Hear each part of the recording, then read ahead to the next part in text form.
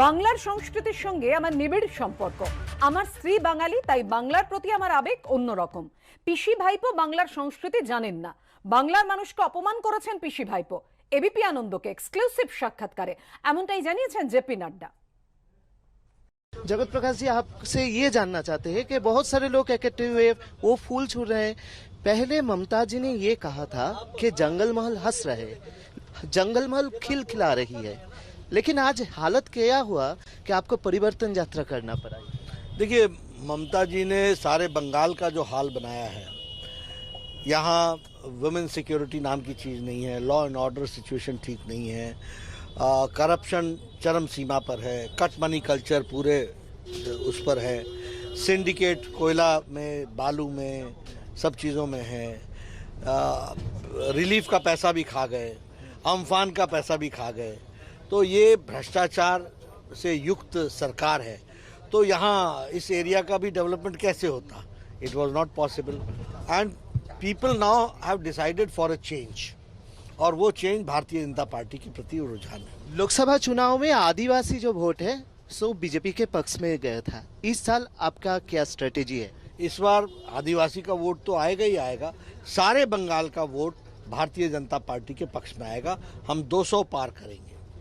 आज ममता जी ने खुद बोला है कि बहिरागत तो बहुत टाइम बोलते हैं, आप तो बंगाल का जमाई लगते हैं, जयश्री दी तो बंगाल का ही लड़की है, क्या बोलना है इसके बारे में? देखिए, ममता जी की जानकारियां बहुत सीमित हैं, और ममता जी पीसी और भाईपो they don't represent Bengali culture.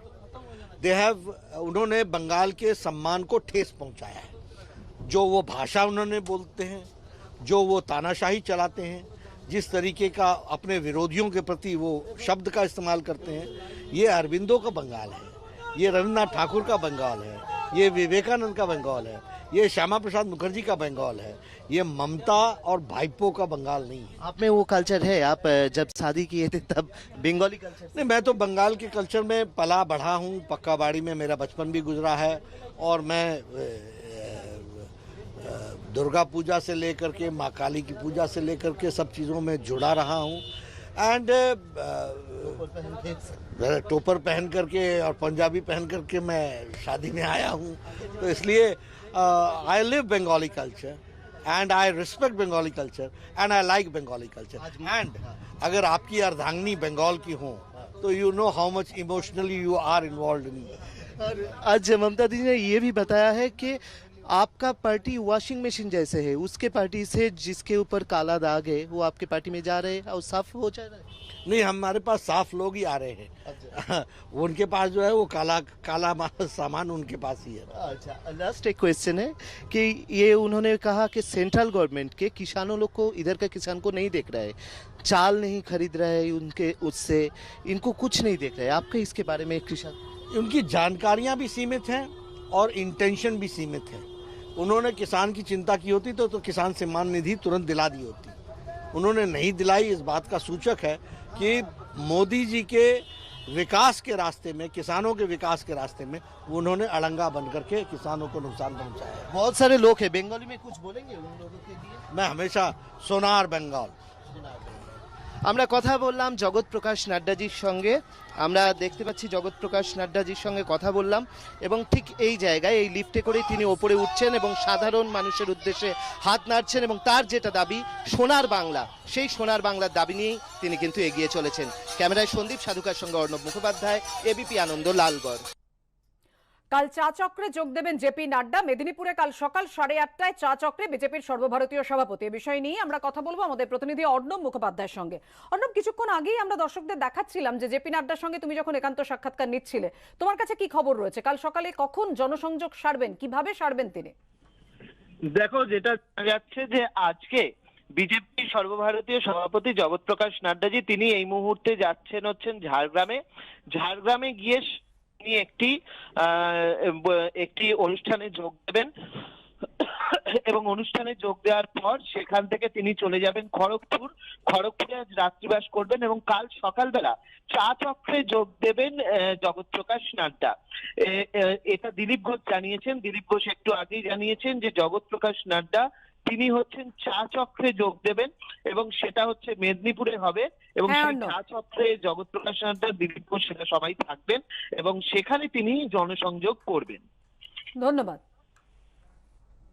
নবদ্বীপের পর এবার তারাপীঠ লালগড়ে রথযাত্রার সূচনা করলেন বিজেপির সর্বভারতীয় সভাপতি জেপি নাড্ডা।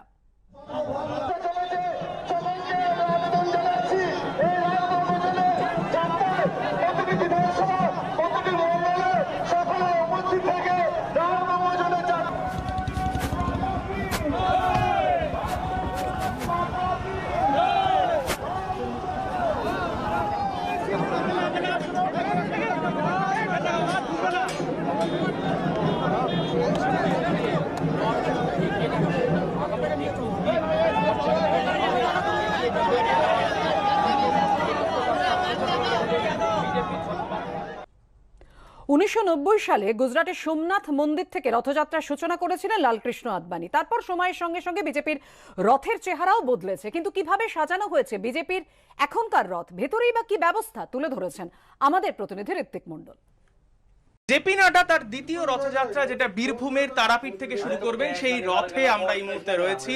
আমরা দেখাবো যে এখানের কি ব্যবস্থাপনা রয়েছে। দুটি রথ, একটা যুব মোর্চার তরফ থেকে সাজানো রথ তৈরি করা হয়েছে, দ্বিতীয় যে রথটি সেটা এই হচ্ছে সেই রথের ব্যবস্থাপনা, যেটা আপনারা দেখতে পাচ্ছেন যে রথের ভেতরের ছবি, যেখানে একাধিক বসার ব্যবস্থা রয়েছে। এটা অবশ্যই বলে রাখা দরকার, বাতানুকূল।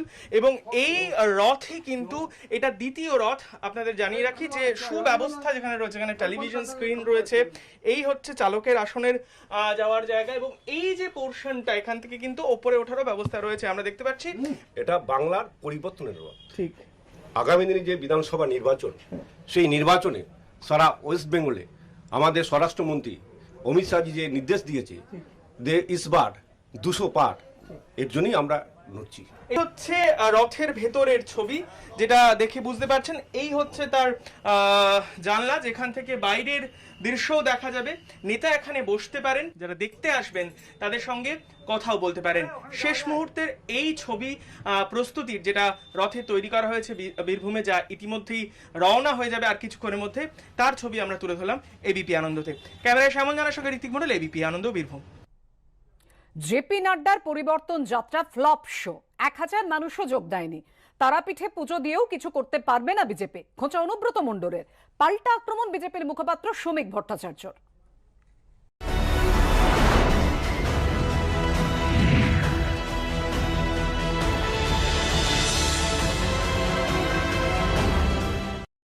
ঝাড়খণ্ড থেকে লোক নিয়ে এলো, সব জায়গা থেকে লোক হলো, লোক সংখ্যা 1.5 থেকে 2000 লোক। আমি দেখিয়ে দিয়েছি, ট্রেনে উঠবে আর মারবে তোমার চাঁটায় বর্গিকে, বাঁহাতে করে মারতে মারতে নিয়ে যাবে আজকে দিল্লি, চাটি মারতে মারতে। আর মা তারা তো বোকা নাকি, সে বাংলাটাকে দেখছে। মা তারার যা উন্নয়ন করে দিয়েছে মমতা ব্যানার্জি, ওইসব লোকগুলোকে এনে মরবে তারা মা। ওই জন্য মা তারা বললো, বাবা তুই আবার বিদে এলে, আগে থেকেই বিদে এলে। আর যারা এলো তারা মা তারাকে পুজো দিল, একটা করে মা তারার ছবি নিয়ে, রাম রাম যারা বলছিল, জয় শ্রীরাম জয় শ্রীরাম, তারা মায়ের পকেটে করে ছবি নিয়ে চলে গেল বাড়ি। তারা মায়ের ঠিক মা তারা কিছু ছবি বিক্রি হলো। না না, ওই ভাষাটা এখন তৃণমূল কংগ্রেস এই ভাষায় কথা বলছে, ওটা নিয়ে কিছু বলার নেই। বলেছে শুনলাম যে পুজো দিয়ে বিজেপির কিছু হবে না।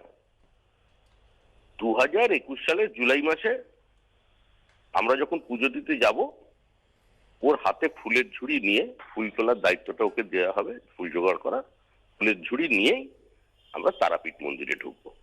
উনি আমাদের সঙ্গে থাকবেন। বিজেপির উস্কানিতে কেউ পা দেবেন না। কংগ্রেস বিজেপির সঙ্গে লড়াই করতে চায় না। সিপিএম ও বিজেপির বড় বন্ধু। বিজেপির বিরুদ্ধে একমাত্র তৃণমূলই লড়তে পারে। বহরমপুরের সভা থেকে আক্রমণ মমতা বন্দ্যোপাধ্যায়ের।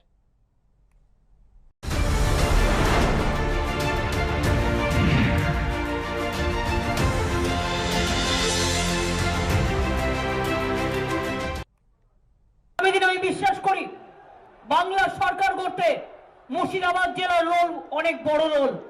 মুর্শিদাবাদ মালদা জেলা সিট আমাদের চাই। কারো কথা শুনে, সাম্প্রদায়িকতার জিগির শুনে দেবেন না। বিজেপি আবার কিছু মুসলিম অর্গানাইজেশনকে সাম্প্রদায়িকতার জিগির তুলে টাকা দিয়ে পাঠিয়ে দেয় অশান্তি করবার জন্য। সেই অশান্তির মধ্যে প্লিজ দয়া করে যাবেন না। মনে রাখবেন আপনার একটা ভোট অন্য জায়গায় পড়লে সেই ভোটটা কিন্তু চলে যাবে বিজেপির দিকে। যদি বিজেপিকে চান তাহলে মনে রাখবেন ভোট অন্য জায়গায় যেতে পারে। আর যদি বিজেপিকে না চান, কংগ্রেস জেতবার জন্য বড় বড় কথা বলবে, বিজেপিকে লড়তে পারে না, লড়ে না, বিজেপিকে লড়তেও চায় না। সিপিএম ও বিজেপির বড় বন্ধু, বিজেপিকে সিপিএম লড়তে পারবে না, কংগ্রেস লড়তে পারবে না। বিজেপিকে লড়ে বাংলায় সরকার গঠন করে তৃণমূল কংগ্রেস মা মাটি মানুষকে উৎসর্গ করবে। মা ভাই রাজ্য সরকারের দেওয়া নিরাপত্তা ফেরালেন নোয়াপাড়ার বিধায়ক সুনীল সিং। মুখ্যমন্ত্রীর সঙ্গে সাক্ষাতের পরেই রাজ্যের সুরক্ষা, বিজেপিতেই থাকার দাবি করে ফেরালেন সুনীল সিং। প্রত্যাখ্যান বিশ্বজিতেরও। আমার কাছে সিকিউরিটির কোনো আসেনি, সিকিউরিটি এটা এসেছিলো, আমি সিকিউরিটিকে বলে দিয়েছি আমার সিকিউরিটি লাগবে না, আমার সিআইএফএফ সিকিউরিটি আছে, যখন প্রয়োজন পড়বে তখন নিশ্চয়ই আমার তো সিকিউরিটি তুলে নেওয়া হয়েছিল। আমার সিকিউরিটি যেদিন থেকে ভারতীয় জনতা পার্টি জোট দিয়েছিলাম ওই দিনই সিকিউরিটি আমার তোলা হয়েছিল।